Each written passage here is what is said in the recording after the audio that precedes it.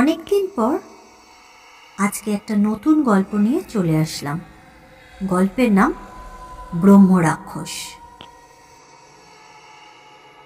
নিকষ অন্ধকার।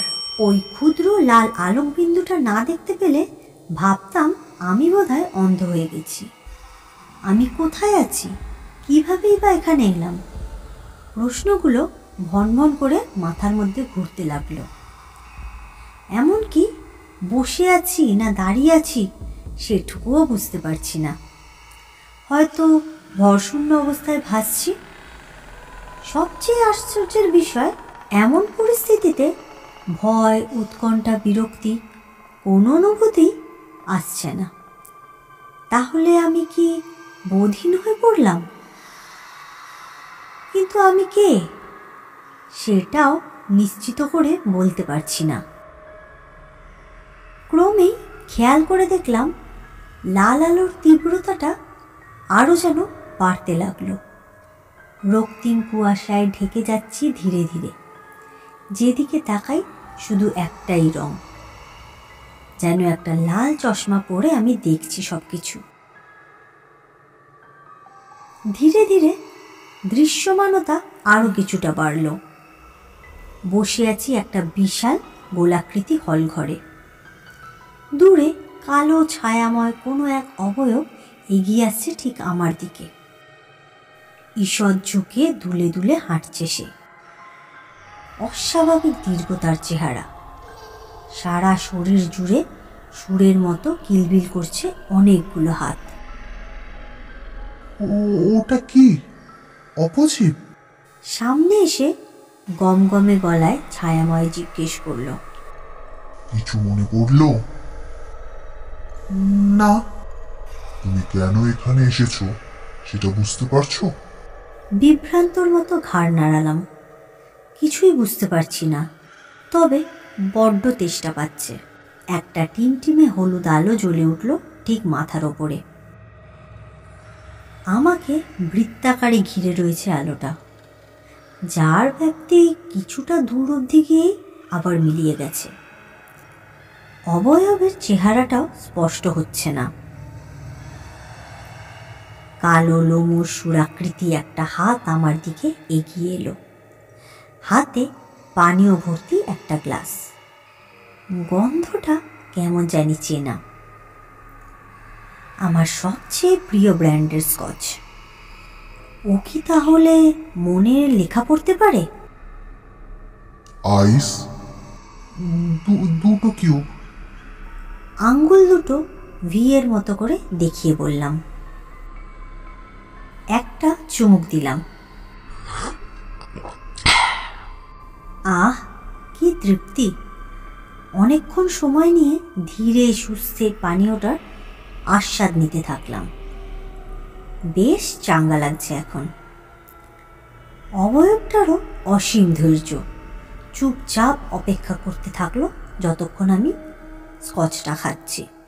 হঠাৎই নাকে এলো তীব্র আষ্টে একটা গন্ধ। চোখ পড়তেই খেয়াল হলো বিচ্ছিরি দেখতে দুটো কালো ফোঁটা গ্লাসে ভাসছে। পোকা নাকি? ভালো করে নজর করতেই অজানা একটা আতঙ্কে গাটা কেমন শিউরে উঠল। গ্লাসে এখন আর স্কচ নেই, তা বদলে গেছে ঘন কালো লালচে একটা তরলে। ঠিক যেন তুমি যা ভাবছো সেটাই, রক্ত। কর্কশ্বরে বলল আমার বিপরীত প্রান্তে থাকা অপজীবখানা। এক ঝটকায় হাতটা সরিয়ে নিলাম গ্লাস থেকে। পান করো। অবয়বটার গলায় আদেশের সুর। কণ্ঠস্বরটা এমনই যে অমান্য করতে পারলাম না। ঢক ঢক করে চুমুক মারলাম। কোনোদিন এভাবে রক্ত খায়নি। আমি রক্তপান করেছি। এমন একটা দিন জীবনে আসবে সে কথা কখনো কল্পনাতেও ভাবিনি, কিন্তু এটাই এখন বাস্তব। জীবের স্বাদকরকগুলোকে স্পর্শ করে সেই তরল খাদ্যনালী বেয়ে প্রবেশ করতে লাগলো শরীরের গভীরে। কি ভয়ঙ্কর তার ঝাঁঝ, যেন গরম লাভা। গলা বুক আমার জ্বলে উঠল। মনে হচ্ছে শ্বাসনালী থেকে পাচনতন্ত্র সব গলে যাবে। অ্যাসিড খেলে শুনেছি নাকি এরকমই হয়। যন্ত্রণা হচ্ছে?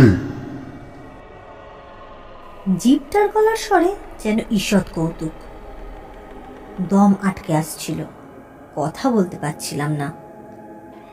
রক্তপানের জন্য নাকি রক্তপানের অপরাধ বোধের জন্য কে জানে। নিজেকে মনে হচ্ছিল একটা ভয়ঙ্কর রাক্ষস। শান্ত স্বরে অবয়বটা বলল, পাপ, ব্রহ্মহত্যার পাপ। তুমি এতদিন যাদের নৃশংসভাবে হত্যা করেছ তাদের মৃত্যুকালীন যন্ত্রণা তরল আকারে পান করলে তুমি। এবার ধীরে ধীরে সব কথা মনে পড়ে যাবে। সময় হয়েছে তোমার ঘুম ভাঙার। প্রস্তুত হও আগামী নরহত্যার জন্য। কথাগুলো তীক্ষ্ণ সূচের মতো কানে এসে বিঁধল। আমি পাগলের মতো মাথা নাড়াতে লাগলাম। এই কিছুতেই সত্যি হতে পারে না। ছায়াময় বলল, তুমি কি আর নরহত্যা করতে চাও না?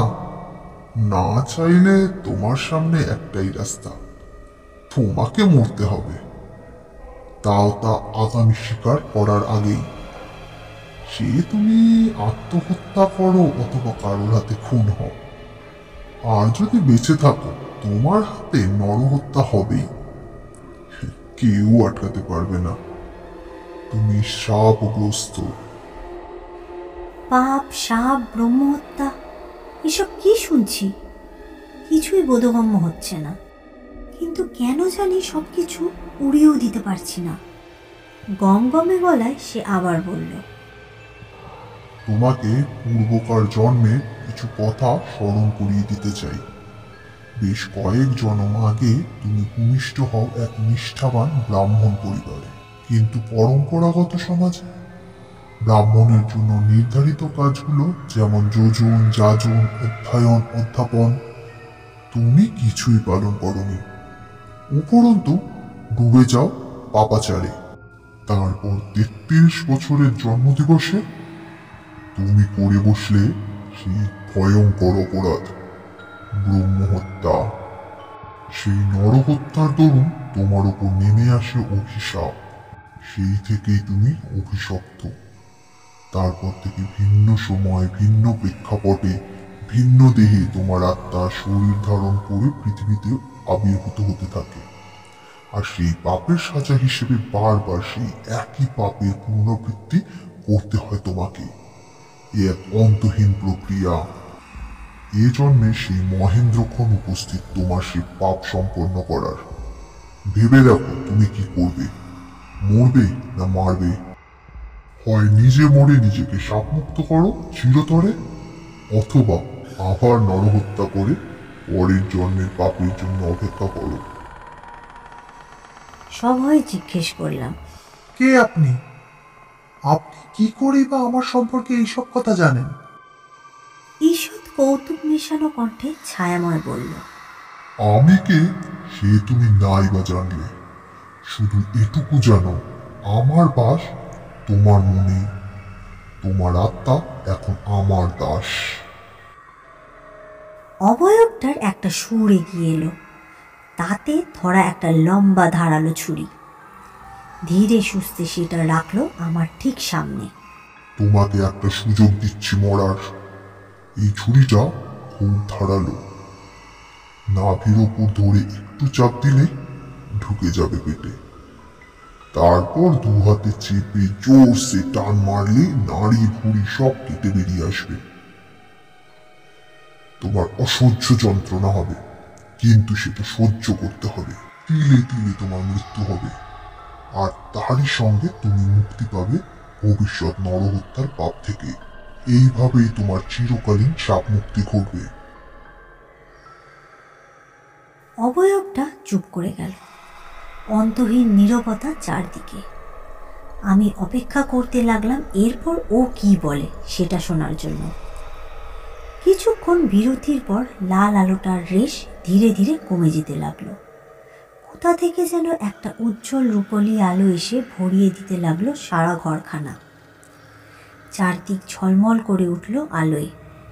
আর তখনই এক বীভৎস গা গিনগিনে পরিবেশ দৃশ্যমান হলো আমার সামনে। চারিদিকে শুধু লাশ আর লাশ, হাড় মাংস নাড়িভুড়ি রক্তে মাখামাখি, যেন বিকৃত মৃতদেহর স্তূপে বসে আছি আমি। কিন্তু এরা কারা? এরা কীভাবেই বা মরল? আমি কি এদের মেরেছি? আবার অনেকগুলো প্রশ্ন ভিড় করে আসছে আমার মনে। উত্তরগুলো এবার জানতেই হবে, কিন্তু সেই সুযোগ আর হলো না। অবয়বটা আবছা হয়ে যেতে লাগলো। সেই রূপলি আলো শুষে নিচ্ছে তার দেহটা। শোনো শোনো, যেও না, আমি কিছু কথা জানতে চাই। গলাটা যত সম্ভব জোর হয় চিৎকার করে ওকে যেতে বারণ করলাম, কিন্তু শুনল না। নরক তুল্য এই পরিবেশে আমার জানি গাটা কেমন গিনগিন করতে লাগলো। মাথায় শুরু হলো তীব্র যন্ত্রণা। সে কি যে ভয়ঙ্কর যন্ত্রণা তা বলে বোঝানো যাবে না। সহ্য শক্তি কমে আসছিল দ্রুত।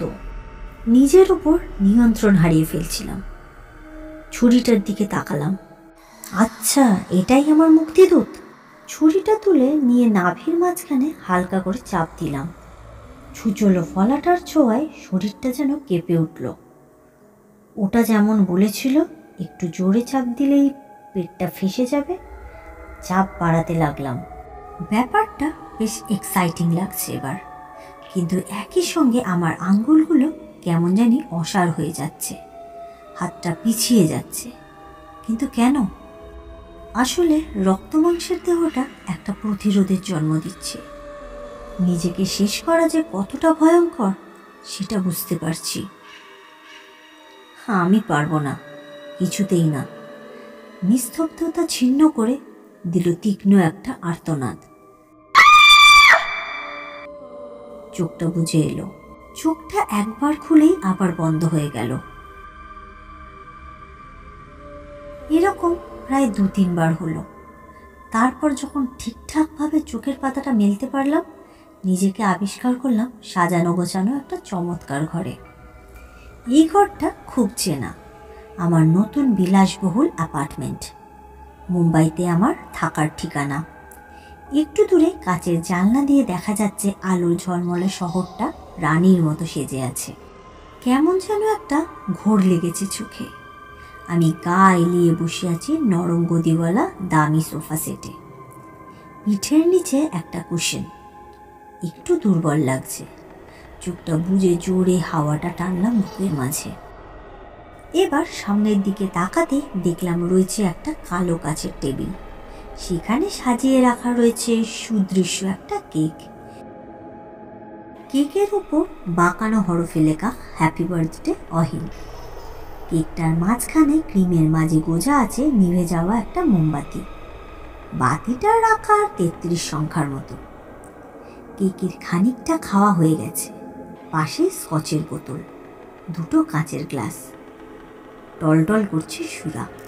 মাথাটা তুলতেই দেখলাম আমার দিকে তাকিয়ে আছে পরমা সুন্দরী এক তরুণী। চোখে বিস্ময়। ওর হাতে ধরা একটা কাগজ। মেয়েটাকেও চিনতে পারছি, মেঘনা কাপুর, বম্বের বিখ্যাত ফ্যাশন ম্যাগাজিনের কুইনের সম্পাদিকা। কেকটা ওই পছন্দ করে কিনে এনেছে। আমি একটু আগে কেটেছি ওটা। আজ আমার জন্মদিন। সব কিছু যেন পরতে পরতে মনে পড়ছে। Hello hello mister. মেঘনা আমার চোখের সামনে হাত দুটো বারবার নাড়াতে লাগলো। আমি জড়ানো গলায় বললাম, কি হয়েছে এখানে? এমন অদ্ভুত ভাবে চিৎকারই বা করলে কেন? মেঘনা অবাক গলায় জিজ্ঞেস করলো, কে? আমি চিৎকার করলাম বুঝি? আমি তো অবাক। ও ও তাই বুঝি? মেঘনা বা হাতে চশমাটা একটু সরিয়ে ওর বিখ্যাত চাহনিটা দিল। ওই চাহনির কাছে আচ্ছা আচ্ছা পুরুষ জাস্ট ফ্ল্যাট হয়ে যাবে। মেঘনার পুরো ঠোঁটের কোণায় ফুটে উঠল এক টুকরো দাসময় হাসি। এখন ওর হাসিতে অনেক ইঙ্গিত খুঁজে পাই। সে হাসিতে কেমন যেন চুইয়ে পড়ে কামনা। আমার কেমন জানি অস্বস্তি হচ্ছে। আমি কতক্ষণ আর নিজেকে ঠেকিয়ে রাখতে পারবো সেটাও জানি না।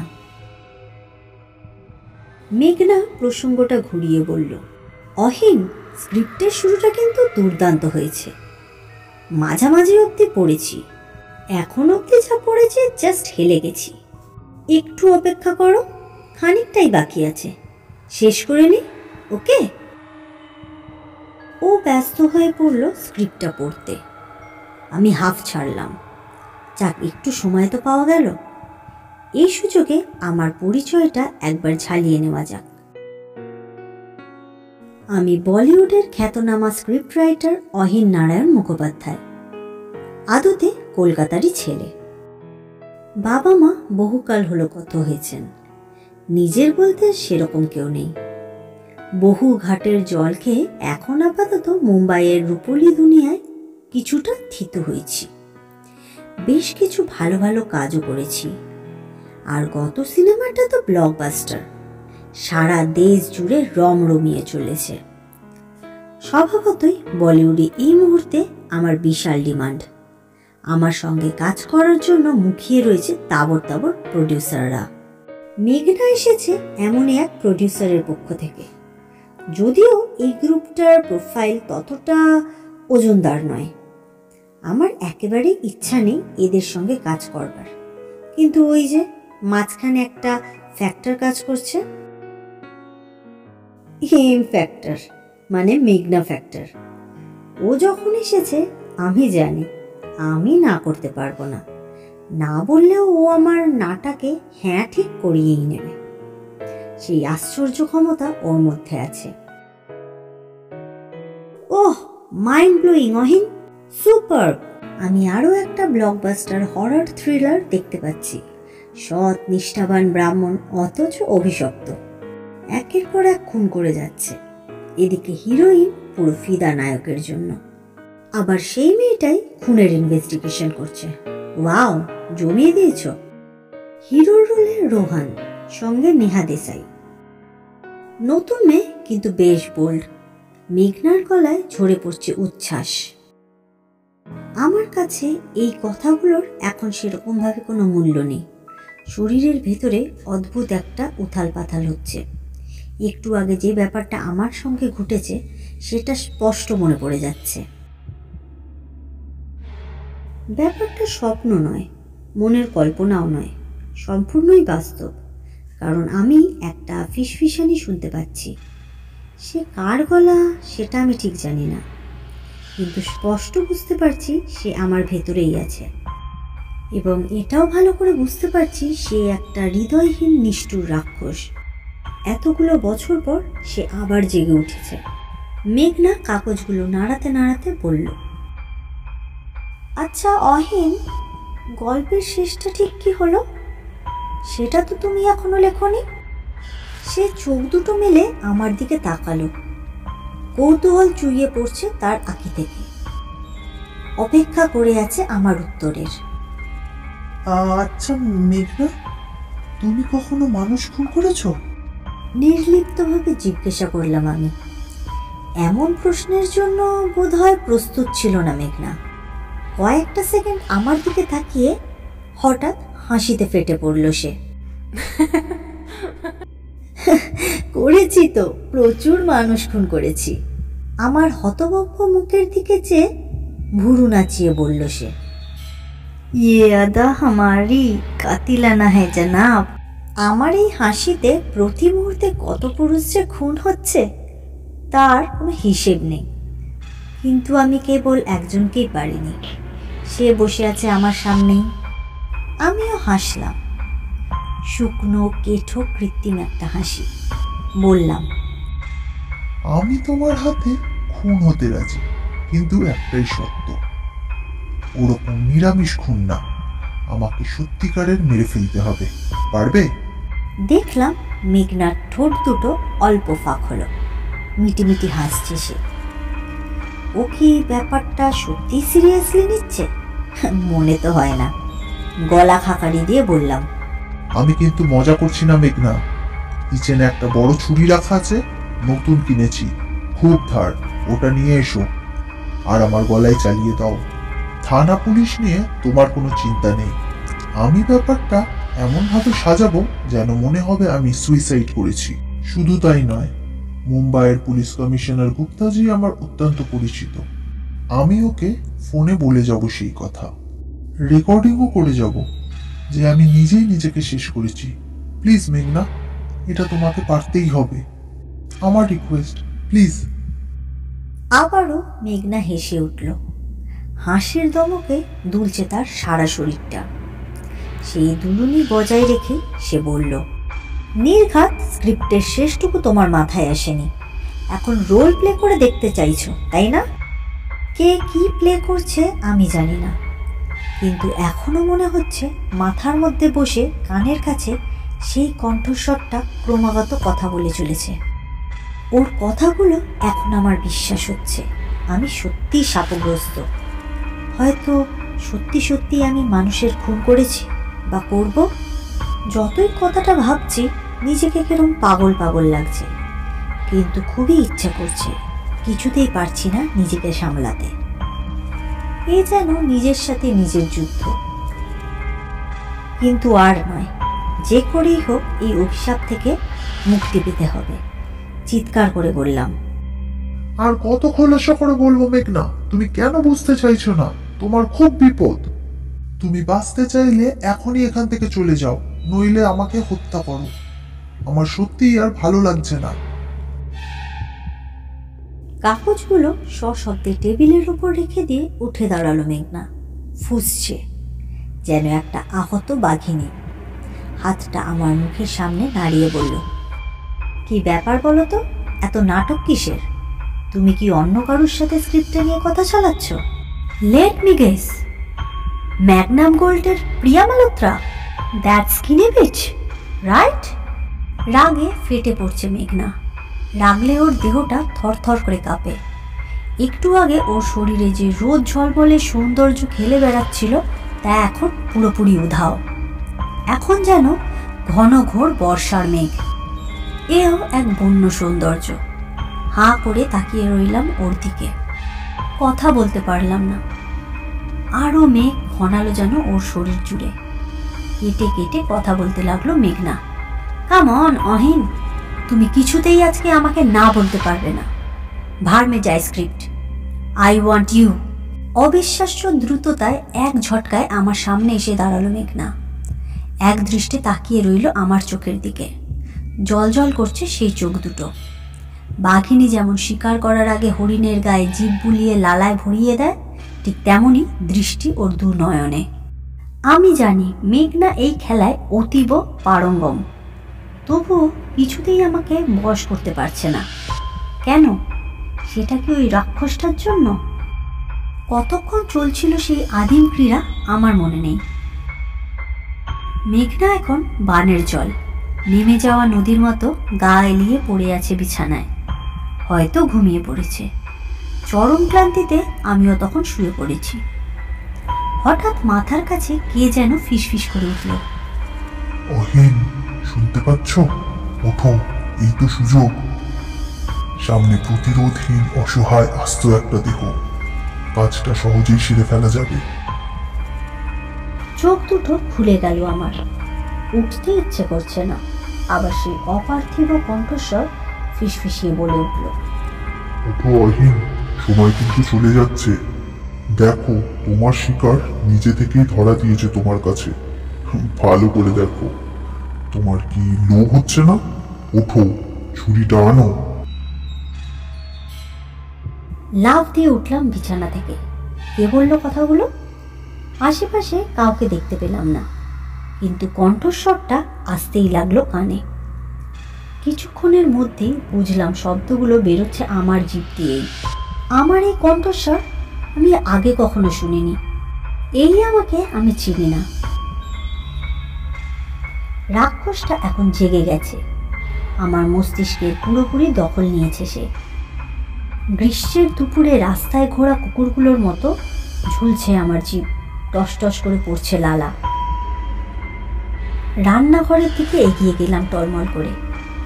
ওই তো নতুন কেনা সেই ছুরিটা। মনটা নেচে উঠল। ছুরিটা আঙ্গুলে ছুঁয়ে দেখলাম বেশ ধার। ছুরি সহ হাতটা শরীরের পেছনে আড়াল করে পা টিপে টিপে এগিয়ে গেলাম ঘরের দিকে।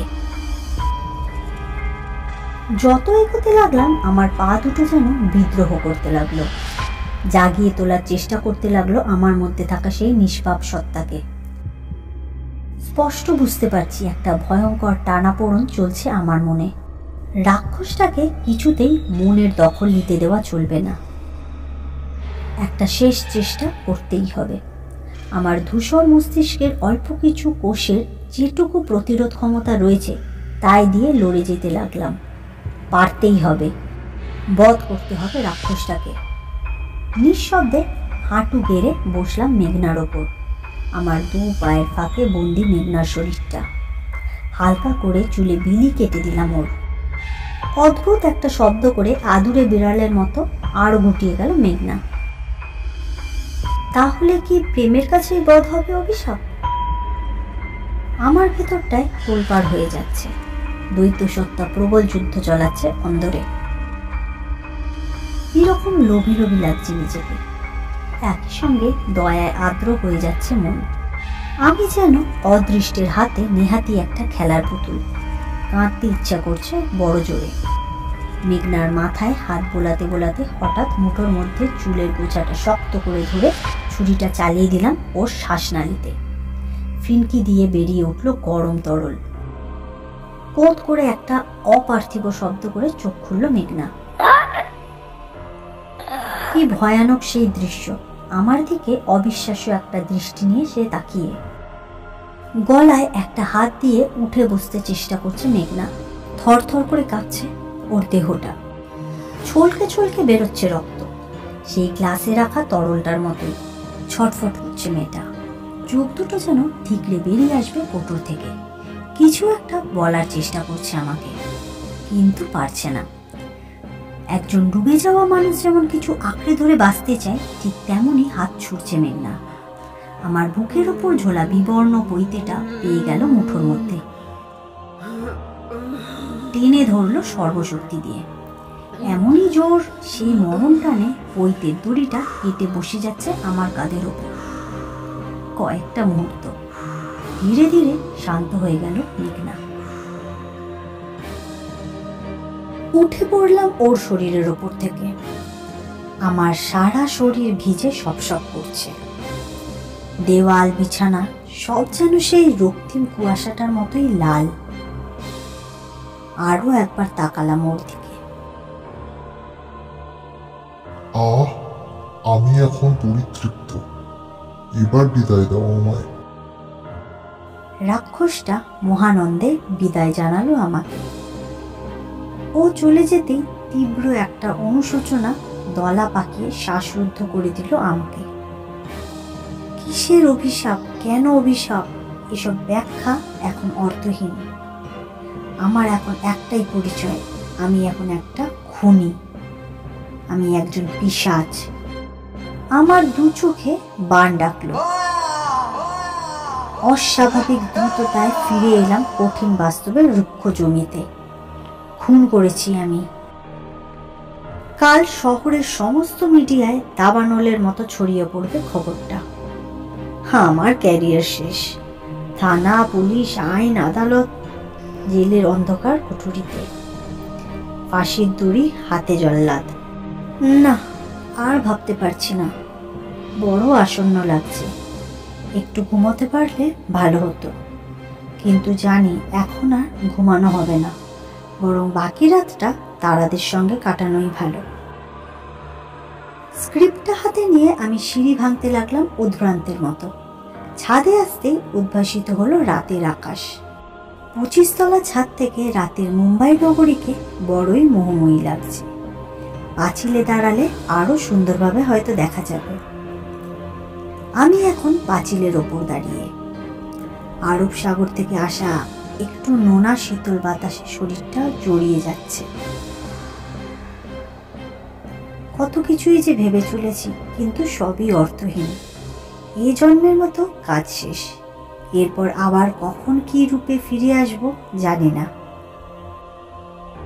ঈশ্বর, কেন এই অবিচার আমার সঙ্গে? আমার কি মুক্তি নেই? স্ক্রিপ্টটা কুচি কুচি করে ছিঁড়ে হাওয়ায় উড়িয়ে দিলাম।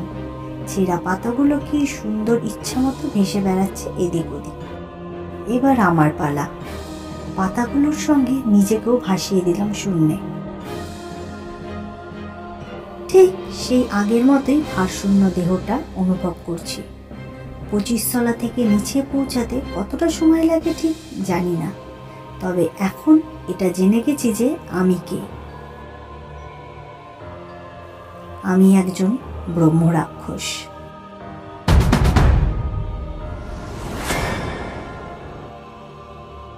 এরকমই দারুণ দারুণ ভূতের গল্প যদি শুনতে চাও তাহলে কিন্তু অবশ্যই চ্যানেলটাকে সাবস্ক্রাইব করো।